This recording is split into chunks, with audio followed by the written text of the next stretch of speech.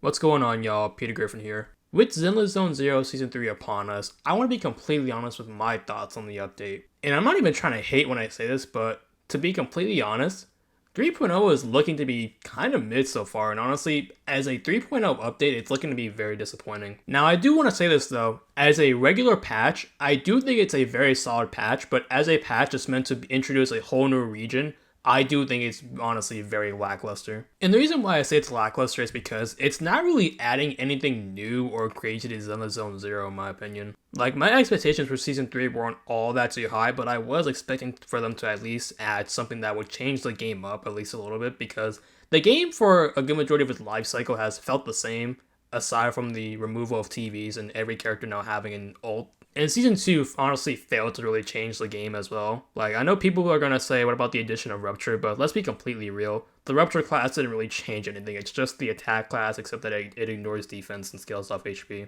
And then there was Miasma, which essentially made every single boss annoying if you didn't have a Rupture agent. But I will admit, towards the second half of Season 2, they actually did make Miasma not as annoying compared to the first half. But that still doesn't excuse the fact that Miasma is still a horrible mechanic. But now, I want to give my thoughts on what Zenless Zone Zero 3.0 is adding, and I want to discuss why I find a good majority of the stuff that they're adding not very interesting. So let's get into it. The first thing I want to go over are the characters that are being added in 3.0, and the characters that are being added are Velina, Norma, and Pyrois. And the first character that I want to talk about is Velina. Now, Velina is going to be the first character who's actually using the new wind element, which I gotta admit, I'm actually very glad that Zenless Zone Zero is finally adding a new element after 2 years. Because I do think Zenless Zone Zero could have benefited more from having more elemental types within this game, so there could actually be a lot more elemental and character variety throughout this game. And since Wind was actually in the beta for this game, but then it got removed towards the finalized version of the game, I'm just more or less questioning as to why they removed it, then decided to add it back 2 years later. It feels kinda redundant if you think about it. Like, I think Wind should have just been in the launch version of the game if you ask me personally. And the new Wind element doesn't actually seem like all too bad. It seems kinda cool if you ask me. But as for how Velina is going to play, she's going to be able to actually summon tornadoes throughout the battlefield, and the thing that I like the most about Velina's kit is that other characters can actually interact with her tornadoes as well. And what I mean by that is that other characters of a different type can actually combine their own element into Velina's tornado, which I find pretty cool. And not only will Velina's tornado trigger Wind's attribute anomaly, which is Windswept, it will also be able to trigger other elements' attribute anomaly as well. So I think the fact that Velina's tornadoes can actually trigger two types of attribute anomalies simultaneously is pretty cool if you ask me. Overall, Velina seems like a very cool character to actually try in combat, and one thing that I'm also glad about her as well is just how unique she is compared to the other characters as well. And if I'm going to be completely honest, ZZZ hasn't had that many unique characters just overall in the game's lifespan. Like, throughout the entirety of Season 2, a good majority of the characters felt the exact same, and the only character who really stood out in terms of gameplay was honestly Yi Xuan and Ban Yue, and that's really it. So I'm very glad that we're actually getting a new refreshing character with Velina.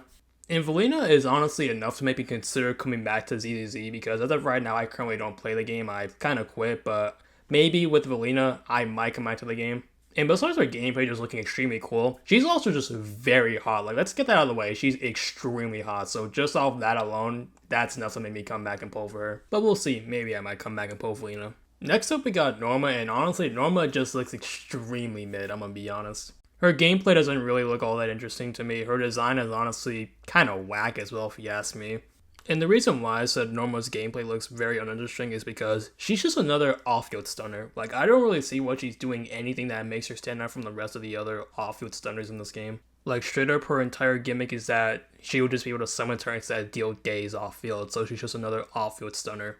Like, we don't have a million of those already. So overall, Norma, there's really just not much to say about her aside from her being just another generic off-field stunner. Her gameplay looks very boring as well, and that her design is also just very uninteresting as well. And last we got Pyrois. Now, the thing about Pyrois that I find pretty cool is that he's actually going to have 4 ultimates. And with these 4 ultimates, they're all going to have their own unique effects. With the first ult being Total Annihilation, where he's going to do a massive amount of damage, and he's also going to do more damage to stun enemies as well. Triumphant Turn is going to be the second ult, where it gives more energy regen to Pyrois, and he deals more damage from his block, which is his EX skill as well. His third ultimate on Mount Swordstorm is where he's going to be able to apply the contamination effect to enemies, and he's going to deal additional damage based on his attack stat as well. And his fourth and final ultimate is going to be Eternal Imprisonment, where he's essentially just going to do totalized damage, so rip Hugo with that one. And overall, Pyrois having 4 ults is actually a pretty cool idea if you ask me. But if there's one thing that I would like to change is that I wish that one of his ults was actually more support based, because at the end of the day, all 4 of his ults are just dealing damage. That's what they're all meant to do. And even though he is a main DPS, I still think it's a little bit crazy that he's not supporting like as much as I thought it would be, considering that he is a free character, which is also very good if you ask me. Like, I think the fact that ZZZ is actually making a character that has 4 ults and you can get him for free is a little bit surprising in all honesty. And overall, I'm honestly very curious to see how strong Pyrois is actually going to be, because I think the fact that, again, that he has 4 ults is still very shocking. So I want to see just how much damage and how like good he's actually going to be. I will find it a little bit funny if he ends up being the best character in the game, and the fact that you'll be able to claim him for free. That will be absolutely hilarious, but we'll have to wait for that. So overall, the characters for ZZZ 3.0 are looking to be very cool so far, aside from Norma.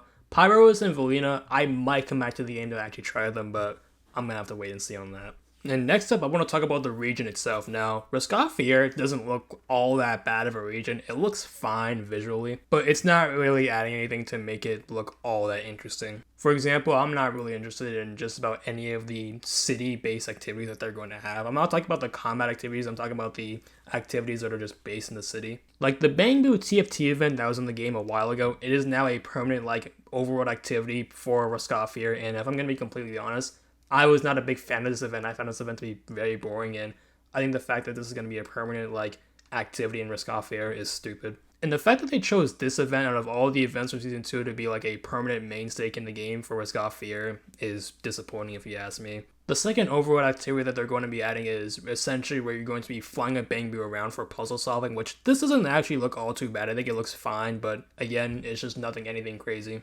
It just looks whatever in my opinion. Next up, we got the whole traversal system for Rescaffier, and if I'm going to be completely honest, this genuinely looks sick. This whole traversal system genuinely looks sick. We're going to have Pyrois running across the train wheels with quick time events as well. This all looks pretty cool. And this is the only thing from Rescaffier that has actually managed to surprise me, because I didn't have high expectations going into this region, but when I saw this from the gameplay trailer, this actually had me shook, so I'll give credit to ZZZ where credit is due.